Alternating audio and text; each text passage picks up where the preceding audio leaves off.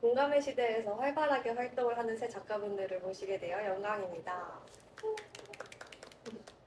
혹시 한 명씩 성함을 말씀해 주실 수 있을까요? 안녕하세요. 저는 김태희. 저는 김다인입니다. 저는 정예찬입니다. 반갑습니다. 저는 이번에 여러분들과 예술적 공감에 대한 이야기를 하고 싶은데요. 첫 번째로 본인들은 논리가 탄탄한 작품을 추구하는지 아니면 에너지 자체로 전달되는 작품을 추구하는지 또 어떠한 작업 방식이 본인에게 수월한지 알고 싶습니다.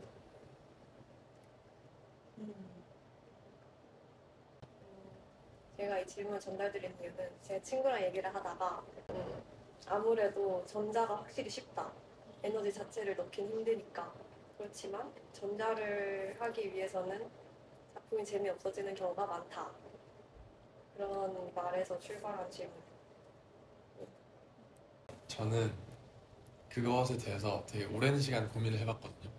왜냐면 제가 조속과를 복수 전공하게 된 이유도 성악과에서는 되게 지나치게 아카데믹해지는 경향이 조금 있다는 느낌이 들어요. 그래서 예를 들면 실물화하는 어떤 능력에 관한 걸 배우기보다는 그건 기본적으로 깔고 가는 거를 전제를 하고 계속 이론적인 어떤 논리 이런 거를 학습을 시키다 보니까 계속 뭔가 만들지 않았는데 자기 검열을 하게 되는 되게 탁상 공론 같은 어떤 이야기들을 많이 하게 되는 느낌이 전 들었는데 조속가는 그게 아니라 뭔가 만지면서 뭔가 만들어 나가는 게 있는 것 같아서 그래서 뭔가 그런 고민을 꾸준히 했던 것 같은데 저는 개인적으로는 논리적인 작업을 그러니까 결국에는 수용자에 따라서 다른 것 같아요.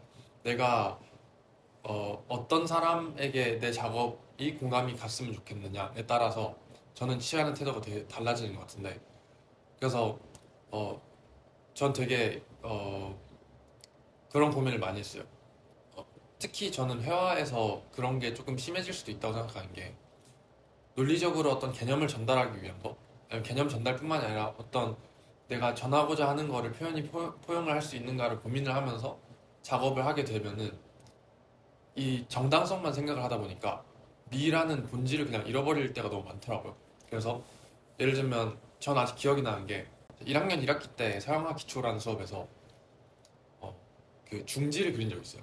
그러니까 그냥 엿 먹어라 하는 식으로 중지를 그렸었는데 그걸 그려내는 방식이 되게 특이했단 말이에요. 막 모자이크 필터를 씌워서 픽셀 단위로 이렇게 쪼갠 다음에 어, 다른 어떤 형상, 한국 최초의 누드화를 겹쳐서 반반씩 그 투명도를 조절을 해서 되게 애매한 느낌으로 그렸단 말이에요. 그래서 가까이서 보면은 누드화인데 누드화가 이렇게 픽셀화 돼 있는 건데 멀리서 보면은 뻑큐처럼 보이게 만들었었는데 제가 그때 당시에 그걸 그렸던 거는 결국에 그걸 전달을 하고 싶었던 거고 제 태도를 근데 그걸 보고 대부분의 교수님들은 되게 좋은 피드백을 해주셨거든요. 너가 미를 포기하면서까지 너가 전달하고 싶은 게 있었구나 하면서 되게 환대를 해주셨는데 근데 한편으로는 그게 과제전에 걸렸을 때 아무도 모르는 거죠. 그냥 뻑큐를 그렸네 하고 끝나니까 그것 이외에 파생되는 뭔가가 없었기 때문에 되게 스스로 되게 좀 답답했던 것 같아요. 그래서 그때 이후로는 저는 쭉 논리를 취하지만 그러니까 그 논리가 있고 기세가 있다면은 저는 기가 센 사람은 아니라고 생각하거든요. 그래서 그 논리적인 어떤 면들을 조금 택하지만 또 동시에 그 예쁘다고 그러니까 뭐랄까요 논리적이라고 해서 예쁘지 말라는 건 없잖아요. 그래서 최대한 조형적으로 아름다우면서도 그게 어, 논리적으로 말이 되는 방향으로 엄청 고민을 많이 했던 것 같아요. 그래서 예를 들면 작년 그림들이 되게 일러스트적이에요. 일러스트적이라고 하면 그러니까 어떻게 받아들이실지 모르겠는데 회화적인 거는 조금 더 운동성이 좀 많다고 느끼거든요. 근데 일러스트적이라는 거는 그냥 예쁜 거죠. 별 이유 없이 예쁜 그런 건데 겉보기에 그냥 이유 없이 예쁜 그림들을 좀 많이 그렸던 것 같아요. 물론 그걸 파고 들면은 좀 그걸 지탱하는 뭔가 구조 같은 게 있었던 것 같은데 그래서 저는 정리하자면 그냥 수용자에 따라서 달라지는 것 같아요. 근데 결국에 저는 둘 다 이렇게 놓치지 않고 싶었던 거죠. 그냥 일반 사람들에게도 예쁘게 보이고 싶은데 교수님들에게도 좋은 얘기를 듣고 싶으니까 그 두 개를 동시에 취해야겠다 했던 것 같아요. 저는 개인적으로는 기세가 있는 작업들을 더 좋아하는데, 근데 논리가 없으면 약간 기분이 나빠져요. 그러니까 이게 약간 원래 한 3년 전쯤에는 그냥 기세가 있으면 그냥 그러니 좋아하고, 그리고 논리가 없어서 상관이 없었던 것 같은데, 사실 입시 미술이라는 게 거의 논리가 필요한 작업이고 기세로만은 안 되는 게 분명히 있는 것 같고, 그래서 애들한테 자꾸 논리를 학습시키는 것도 있고, 그런 것들이 반복이 되니까 논리가 없으면 안 된다는 어느 정도의 생각이 생겨서, 그러니까 물론 기세가 있는 작업들은 사실 기세가 있기 때문에 논리가 생기는 경우도 많은 것 같긴 한데, 근데 그래도 뭔가 딱 일목요연하게 어떠한 논리가 조금이라도 없으면 약간 앵스러워지는 느낌 하는 게 좀 있는 것 같고, 어떤 것들이 자기한테 쉽냐라고 했는데 저도 사실 기세가 있는 작업이 저는 더 쉽다고 생각하거든요. 저한테는 제가 워낙 좀 가만히 있다가 으악 하는 성격이어가지고 근데 그래서 그런 작업들을 되게 좋아하고 선호하는데, 근데 작년에는 논리 바탕으로 이루어진 작업을 되게 많이 한 것 같아요. 제가 글을 쓰는 걸 좋아해가지고 언어화를 자꾸 시키고 싶어 하니까 그게 어느 틀 안에는 꼭 있어야 한다라는 느낌이 들어서 글을 먼저 쓰고 그 다음에 작업을 하고 이런 식으로 반복이 되니까 좀 논리가 더 중요시 된 것 같고, 그래서 올해 목표는 좀 언어화 시키지 않고 기세를 조금 더 주목하는 느낌으로 가고 싶다는 생각이 들었습니다. 진행자님 어떻게 생각하세요? 저요? 네.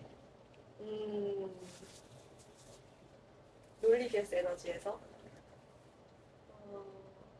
저는 개인적으로 요즘은 에너지를 담은 작품이 더 좋다고 생각을 해요. 왜냐면 저는 논리가 없는 작품은 오히려 재미가 없는 거고 감상이 되게 단조로워진다. 재밌네 하고 많은. 그래서 저 자신을 풍부하게 만들지 않는 느낌이 너무 들어서 논리가 탄탄한 작품을 되게 추구를 했었는데, 요즘은 또 드는 생각이 논리가 그렇게 중요한가라는 생각이 들더라고요. 왜냐하면 사실 기세라는 것도 기세라고 말하니까 막 엄청난 에너지가 담겨야 될 것 같고 그렇지만 사실 본인이 즐거워서 하는 행위들에는 기세라는 게 담길 수밖에 없고 그게 전달될 수밖에 없어서, 그리고 또 본인이 재밌어서 하면 그게 수용자한테도 느껴져서 작품이 재밌다고 느껴지고 거기서 논리가 발생하는 것 같더라고요. 그래서 요즘은 에너지로 전달되는 작품을 좀 추구하려고 하는 것 같습니다. 저도 작업을 하는 방식에서 되게 논리를 먼저 정해놓고 이 논리를 가장 잘 설명할 수 있는 작업은 어떤 형태를 가져야 할까를 굉장히 신경 써서 작업을 했던 것 같아요. 그래서 저는 제 작업을 볼 때 약간 느끼는 것이 되게 얌전하고 뭔가 책장에 꽂혀있는 책 같다는 감상을 저 자신의 작업에게서 자주 받았었어요. 왜냐하면 책은 그 책장에 꽂혀 있는 것만으로도 뭐 제목으로 이렇게 존재감을 보일 수는 있지만 실상으로는 이렇게 펼쳐져야 하고, 그 펼쳐지는 과정이 제가 그 작업을 설명하는 것으로 이렇게 이어지는 것 같다는 그런 감상을 받았어서 저는 아직까지 논리를 추구하는 작업이 더 저 자신에게 편하다고 생각은 하지만 막상 전시장 같은 데 가면 뭔가 이게 뜻은 모르겠더라도 저에게 확 와닿고, 그리고 그 기세라는 게 사실 되게 막 화려하고 에너지 넘치고 뭔가 강하게 전달되는 그런 것이 아니라 그냥 그 존재가 있다는 것만으로도 되게 편안하거나 그 작업을 바라보고 있는 게 되게 안정감을 느껴지는 그런 것도 저는 약간 기세라고 생각하고, 약간 사람을 끌리게 만드는 거죠. 그 작업을 바라볼 수 있게. 그래서 저는 아직까지는 논리를 추구하는 작업이 편하지만 그렇게 기세를 추구하고 그 감상자들이 저의 작업에서 약간 뭔가 감정의 동요를 느낄 수 있게 하는 작업을 하고 싶은 것 같아요.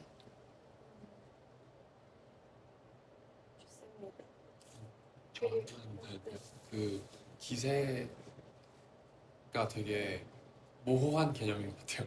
그러니까 뭔가 작업에서의 에너지와 그 작업을 이끌어 나가는 기세는 좀 다른 영역이긴 하잖아요. 근데 걔네들 그래서 저는 어떻게 생각했냐면 아까 제가 제 작업에서 저는 논리를 더 중요하게 생각하는 것 같다고 했는데 그러니까 저는 아이들을 가르치는 일을 했거든요. 작년 겨울 동안.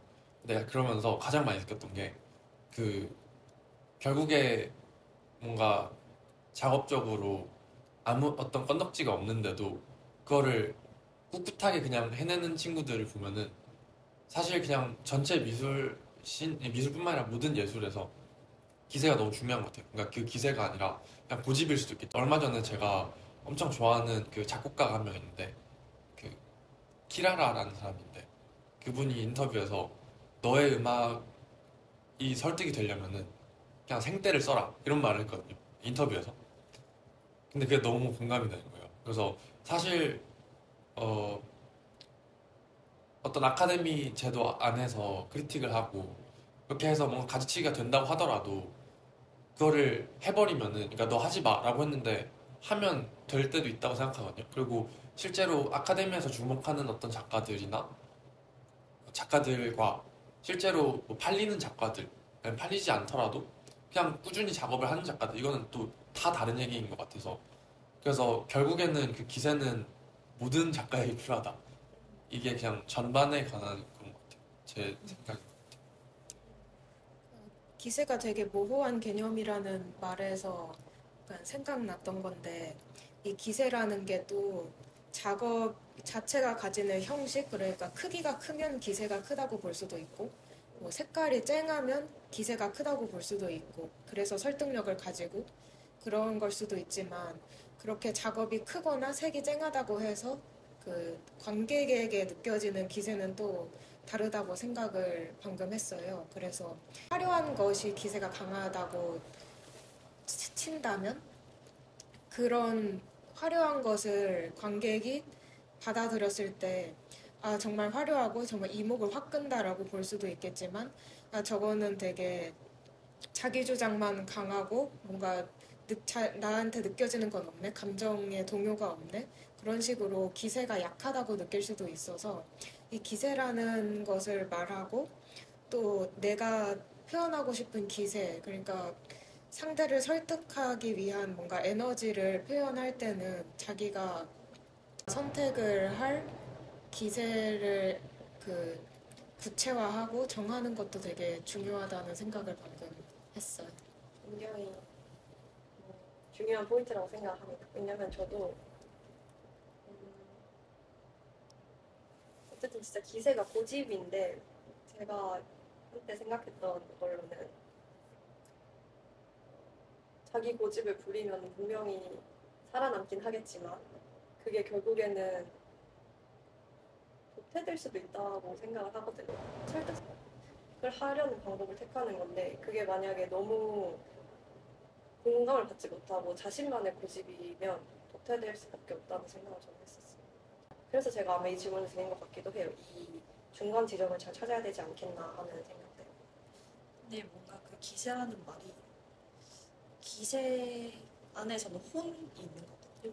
그 특히 전 두각에서 그런 것 같은데 혼이 느껴지는 것들이 있는 것 같아요. 뭔가 그게 명확히 설명되지 않더라도 언어화될 수 없더라도 그냥 봤을 때 그 작업 자체에 그냥 영혼이 하나 더 있는 것 같은 느낌이 있는 것들도 있고 그리고 그런 경우도 기세라고 느껴지는 건 약간 작가가 보이는 경우가 있는 것 같아요. 그 작업을 하고 있는 작가의 모습이 보일 것 같은 그런 것들이 저는 기세가 있다고 생각해요. 기세 말고는 저는 아까 얘기한 저의 말에서는 제가 좋아하는 작업이 혼이 있다고 생각되는 작업들인 것 같다라는 말로 수정하는 게 좋네요. 혼이 있다는 좋습니다. 그러면 본인은 작품에 자신의 개인적인 이야기를 담곤 할 때 대중을 고려하면서 정제 과정을 거치는지 궁금합니다. 아까랑 비슷한 얘기인데 그렇게 정제해서 꼭 일반 규칙으로서 작품을 제공해야 할까요? 근데 저는 이게 아니라고 보긴 하지만 그래도 저희는 공감이랑 키워드로 얘기를 하고 있잖아요. 그래서 만약에 정제해서 공감을 얻기 위해 노력한다면 얘기해 주시고 공감을 얻기 위해 하는 다른 노력들이 있다면 얘기해 주시고.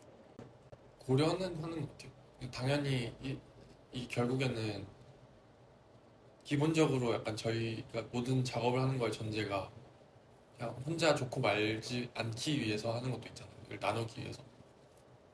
당연히 이걸 어떻게 수용할지에 대해서는 고려를 하는데 저는 그거랑 똑같다고 생각해요. 그러니까 전에는 그냥 객관적인 어떤 게 존재할 것이다. 그러니까 객관적으로 이걸 어떻게 받아들일지라는 거가 어느 정도는 존재할 것이고 그게 막 100%는 아니더라도 그런 믿음이 있었었는데 그냥 조금 작업을 더 많이 해보니까 느낀 거는 저희가 약간 살아가면서 어떤 사람은 내향적인 사람도 있고 외향적인 사람도 있고 모두에게 사랑받고 싶어하는 사람도 있고 그렇지 않은 사람도 있잖아요. 근데 저는 그거랑 똑같은 것 같아요. 그러니까 제가 아까 뭐지 논리와 기세에 대해서 얘기할 때도 수용자를 결국에는 내가 어떤 사람한테 이걸 보여주고 싶은지에 따라서 다 달라지는 것 같은데 저는 지금은 제 작업을 할 때 전 개인적인 얘기를 다루거든요. 개인적인 이야기나 아니면 뭐 이야기가 아니더라도 뭐 순간들을 담을 수 있겠죠. 회화니까. 근데 그런 걸 할 때도 결국에는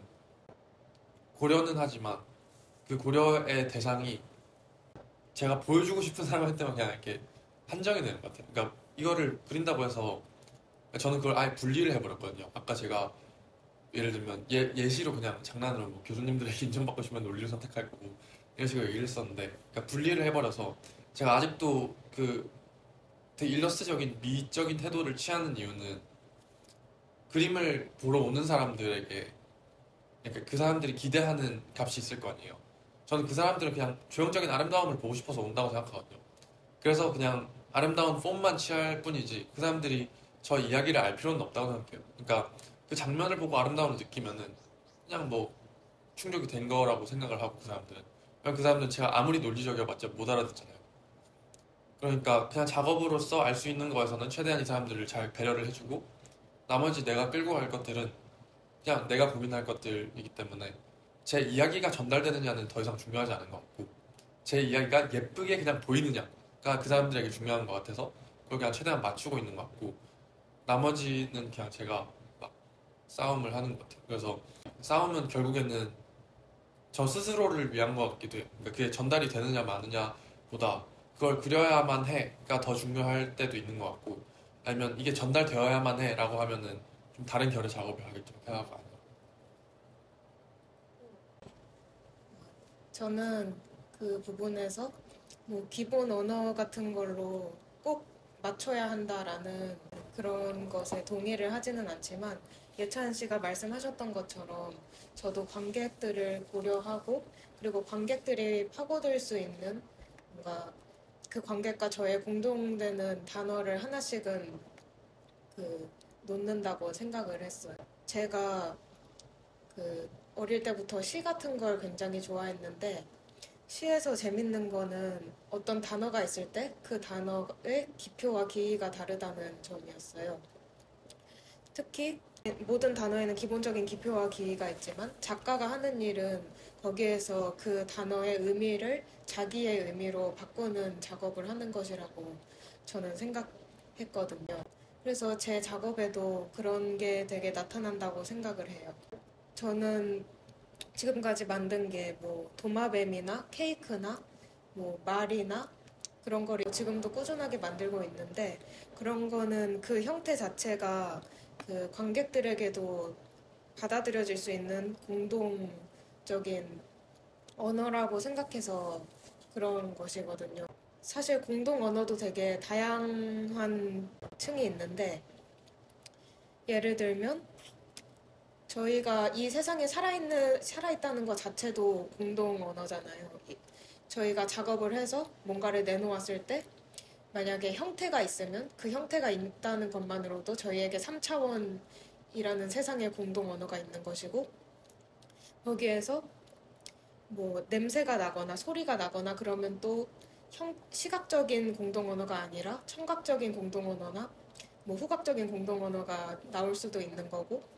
그러니까 공동 언어에 대해서는 굉장히 다층적인 게 있다고 생각을 하고, 그래서 저는 관객과 나눌 공동 언어와 관객과 나누지 않을 자신만의 언어를 되게 다층적으로 정하는 게 중요하다고 생각을 해요.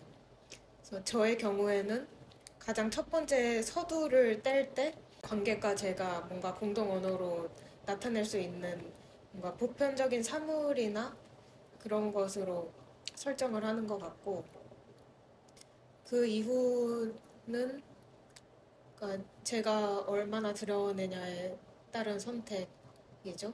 그래서 다른 작가들도 그런 공동 언어의 다층적인 면을 어디까지 공유하고 어디까지 닫아놓을지 선택하면서 그 작가의 작업이 얼마나 설득이 되고 또 그 설득이 의도된 것인지 의도된 것이 아닌지를 정한다고 생각을 해요. 저는 적당히. 그러니까 특히 저는 그 말 되게 믿는 게, 제가 고등학교 선생님께서 그런 말씀 항상 하셨거든요. 좀 네가 원하는 작업을 하고 네가 하는 그 기세와 작업에 딱 한 사람만이라도 세상에서 완벽히 그거를 공감해주면 그걸로 된 거다 라는 말을 하셨는데, 저는 원래 그거에 되게 반대했었어요. 약간 아니 그게 무슨, 그러다가 굶어 죽어요 막 이랬는데 근데 그게 전 이제는 그걸 완전 믿거든요. 완전 믿고, 그래서 제가 작업을 절대 그걸 감상자를 전혀 고려하지 않는다고 못하겠고, 감상자를 당연히 고려하고, 그리고 근데 그 감상자가 아까 예찬 오빠 말처럼 저도 딱 적당히 고려하는 것 같아요. 뭔가 내가 이렇게까지 보여주니까 할 사람은 해 느낌인 것 같고, 사실 저는 누군가가 관심이 없다 해도 저는 상관이 없는데, 근데 저랑 비슷한 사람, 그러니까 진짜 제가 보여낸 것에 저랑 비슷한 누군가는 하나쯤은 보고서 감정이라던가 공감이라던가 위로라던가 어떤 거를 하나쯤은 얻어갔으면 좋겠다라는 바람은 있어요. 그래서 친절해지고 싶다는 마음도 있고, 그 제가 제일 좀 좋아하는 작가분 중에 한 분이 안규철 작가님인데, 그 후기에 제가 인상 깊게 봤던 게 안규철 작가님이 되게 친절한 개념 미술가다라는 거예요.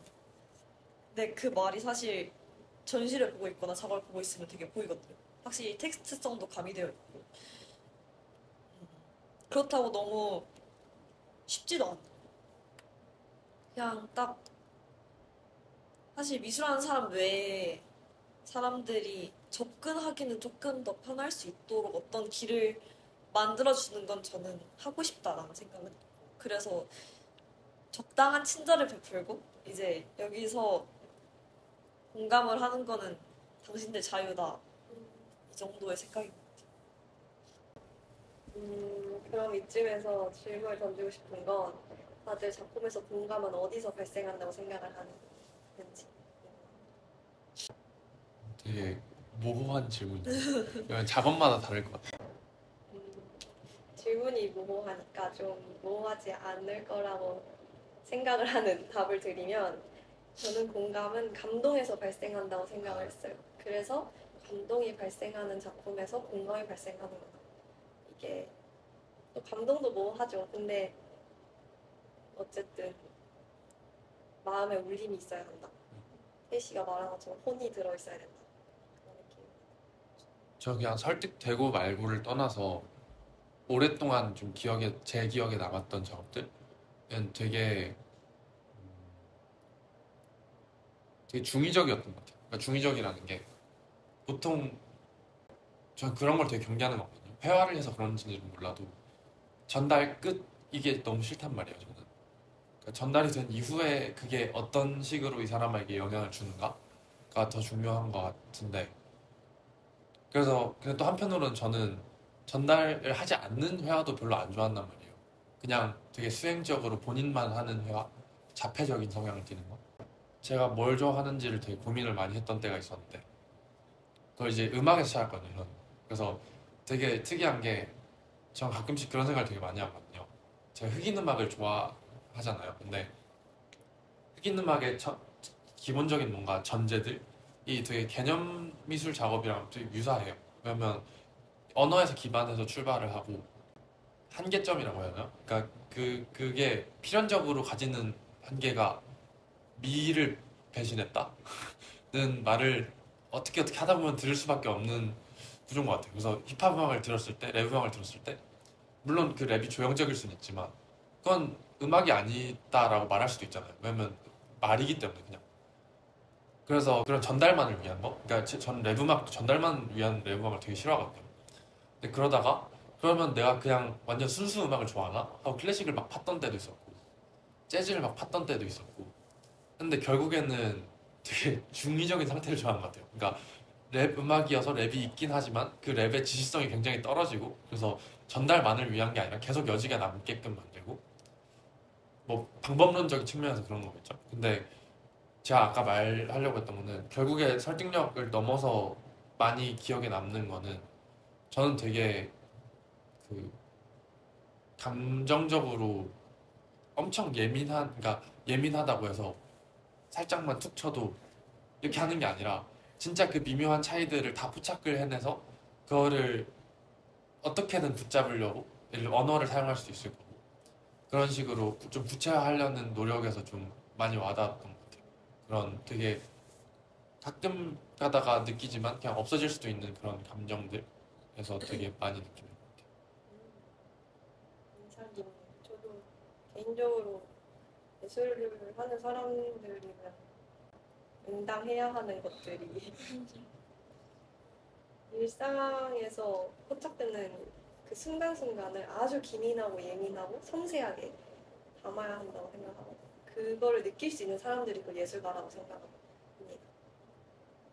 저는 아까 장윤 씨가 얘기한 거랑 되게 비슷하긴 한데 모든 게 동경과 연민에서 오는 거고 근데 동경과 연민은 사실은 공감에서 발생되는 감정 같다는 생각이 들긴 하는데 얼핏 보면 조금 다를 수도 있는 것 같아요. 그러니까 그 연민이 그 사람을 연민하는 거든 자기 연민이든 상관없는 것 같고 어떤 작업을 봤을 때 정말 동경이 들 만큼 어떤 감동이 오거나 아니면 자기랑 너무 닮아서 자신이 생각나서 자기 연민을 하게 되거나 또는 어떤 사람의 세계를 연민하게 되거나 에서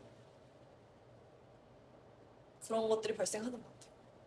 저도 기억에 남는 작업들이 주로 그런 것 같고 그냥 일상에서도 누군가 얘기를 듣는 것도 비슷한 과정인 것 같아요. 사실 공감이라는 게 오히려 반대인 것 같네요. 그러니까 동경과 연민이 있어야 공감이 발생하는 것 같아요. 그런 기본적인 단계가 없으면 아무것도 내가 비슷한 점이나 알 수 있는 점이나 그런 것들이 없는데 공감이 발생하지 못하니까 동경과 연민이 기초가 되는 것 같다. 되게 공감되네요. 저도 태희의 얘기에서 약간 이어가자면 저는 사람들이 자신이 하지 못하는 것을 다른 사람이 해서 보였을 때 되게 경이로움과 약간 동경 같은 것을 느낀다고 생각을 해요. 그래서 그 작업을 보고 감정을 느끼고 감정이 동하는 것을 경험하는 것도 사실 그 작업 자체가 그 사람한테서 약간 경이로움 같은 것을 불러일으키고 뭐 동경 같은 것을 불러일으킨 것이겠죠. 나는 이런 감정을 어떻게 표현해야 될지도 모르겠는데 저 사람은 이런 감정을 느끼게 만들어냈구나. 이런 것에서 나오는 경이로움이 있고 그런 곳에서 나오는 감동이 있다고 생각을 해요. 되게 결국에는 그 공감에 대해서 얘기를 하다 보면은 정말 방법론적인 것보다 되게 본질적인 걸로 가야 되는 것 같아요. 뭔가 왜 우리는 뭔가 우는 사람을 보면 우리도 슬퍼지는가 이런 것과 뭔가 접점이 있는 것 같거든요. 그런 건 되게 동물적인 본성에서 오는 게 아닌가 생각이 드네요. 근데 저는 뭔가 이런 동물적 본성, 감동 기민한 감정들 이런 거를 뭔가 과학적으로 파헤치고 싶지 않다는 느낌이 계속 들어요. 그냥 이 본질 그 자체로서 문학적으로나 철학적으로 이해하고 싶다는 마음이 드네요. 마지막 질문만 남았는데 본인이 생각하기에 예술이 가진 사회적 의미는 무엇이라 생각하는지 말씀해주세요. 여태까지 저희가 공감에 대한 이야기를 하고 본인의 작업 스타일을 얘기하고 본인이 하는 예술에 대해서 얘기를 했던 것 같은데 그렇다면 예술이 가진 사회적 의미는 무엇인지 궁금해요. 사회적이라는 게 그게 사회적인지는 모르겠지만 저는 제 작업은 그렇지 않은 결에 속하는데 모든 예술 작품에 되게 통용이 되는 좀 중요한 가치 있는 그거라 생각하거든요. 어떤 이해되지 않는 영역 혹은 사람 받아들여지지 않는 뭔가 규격 외의 어떤 것을 좀 더 입체적으로 이해할 수 있게 도와주는 것. 근데 그거에 왜라는 의문을 던져보면은 사실 살면서 예를 들면 저한테 안 좋은 사람이 있을 거고 저한테 호의적인 사람이 있을 건데 제가 편하게 살려면은 저 사람 그냥 나쁜 사람이야 이 사람 좋은 사람이야 라고 생각하면서 살아도 되긴 하잖아요. 근데 그래도 저 사람을 한 번 더 이해해 보는 게 뭔가 살아가는 거에 큰 힘을 주지 않는가 하는 생각을 되게 자주 하는데 뭔가 그런 거에 예술이 직간접적으로 엄청 영향을 주는 것 같아요. 그게 사회적이라면 사회적이지 않나 하는. 저는 개인성이 잊히지 않게 하는 게 가장 큰 역할이라고 생각을 하는데 어쨌든 예술이 내 눈앞에 있거나 내가 그걸 감각했을 때 나에 대해서 생각하거나 또는 그 사람에 대해 생각한다는 것 자체가 단체에서 빠져나가서 어떠한 개인에 집중을 하게 되는 건데 그런 순간들이 현대에 있어서는 예술로서만 거의 작용이 되는 경우가 많은 것 같아요. 누군가를 판단하는 행위도 그렇고 그러니까 예술을 좋게 받아들이던 좋게 받아들이지 않던 어떠한 간에 그 행위 자체가 그냥 개인성을 잊히지 않게 만드는 것 같다라고 생각을 해요. 누군가를 판단하는 데 있어서도 나의 취향이 중요하고 나의 생각이 중요하고 그 사람의 생각을 역시 고려하는 것이기도 하고 그렇게 함으로써 나를 알거나 또 남을 알 수 있는 그런 역할을 하는 사람들이 그걸로 뭐 행복을 느끼던 불행을 느끼던 간에 그냥 개인이 아직 존재한다는 거를 본인이 느끼게 하는 역할. 저 또한 예술이 갖는 사회적인 의미, 그러니까 이 세상, 이 세계에서 갖는 예술의 역할, 의미는 그런 것도 아닐까 생각합니다. 개인들 보듬어주고 통통 건드리면서 너도 이런 생각해, 너도 이런 감정 느껴, 너도 살아있어, 약간 이렇게 느끼는. 그래도 태시가 진짜 말하신 것처럼 현대사회에서는 그게 더 필요하다고 느껴져요. 왜냐면 그거는 유용한 가치가 있는 행위들이 아니니까 당장 지금 현대사회에서 가장 1순위로 버리게 되는 행위들 중 하나인 것 같아서 그걸 건드려주는 게 필요하다고 생각이 드네요. 저도 태희 의견에서 굉장히 공감을 많이 했던 게 사실 저희가 예술이라는 것을 생각했을 때 굉장히 사회적으로는 좀 되게 이상적인 이야기라고도 저는 느꼈는데 왜냐하면 뭔가 사회에서 개인의 이야기를 한다는 것 자체가 뭔가 사회에서 뭔가 적응하지 못한 것 같고 그러니까 현실을 모르는 것 같은 느낌도 사실 주기는 하잖아요. 그래서 뭐 예술을 싫어하는 사람들 중에서는 뭐 이런 거 다 쓸데없다 뭐 그런 얘기도 많이 하고 뭐 내가 왜 알아야 되냐 이런 얘기도 많이 하고 또 뭐 예술을 배우면서 뭔가 사실 약간 그 대학교나 뭐 다른 학교 같은 곳에서도 되게 시설도 뭔가 다른 대학들에 비해서 미대가 약간 떨어지는 것 같고 그러면서 뭔가 하지만 지원은 많이 필요해. 왜냐하면 재료는 엄청 많이 들고 뭐 요구하는 것도 많고 그래가지고 그러니까 얘를 유지하는 거에는 되게 자원이 많이 드는데 사회적으로는 뭔가 받아들여지지 못하는 것 같은 그런 간극을 가끔씩 느낀단 말이에요.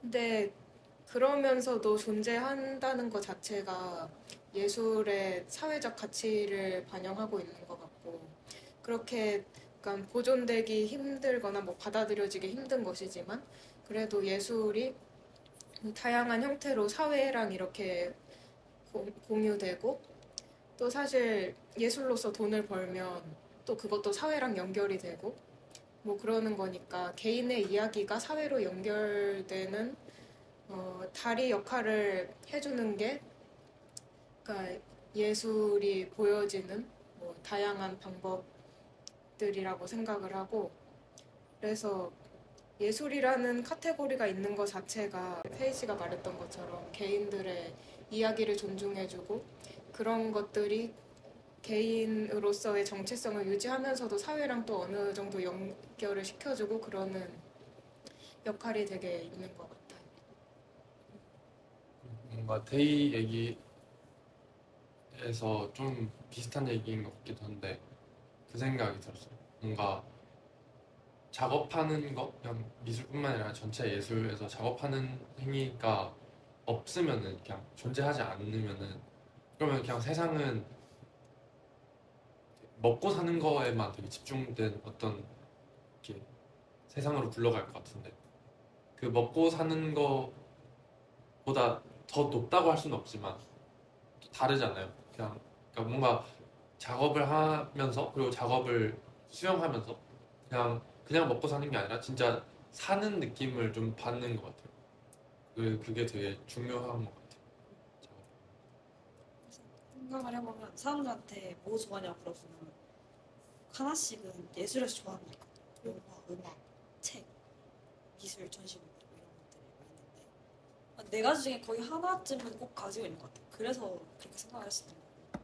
나 정말 자기 성격 취향 맞게 가는 거. 좋은 말씀 감사합니다. 이 얘기를 들어보면 예술이 사회에서 필수적인 요소라는 생각이 듭니다.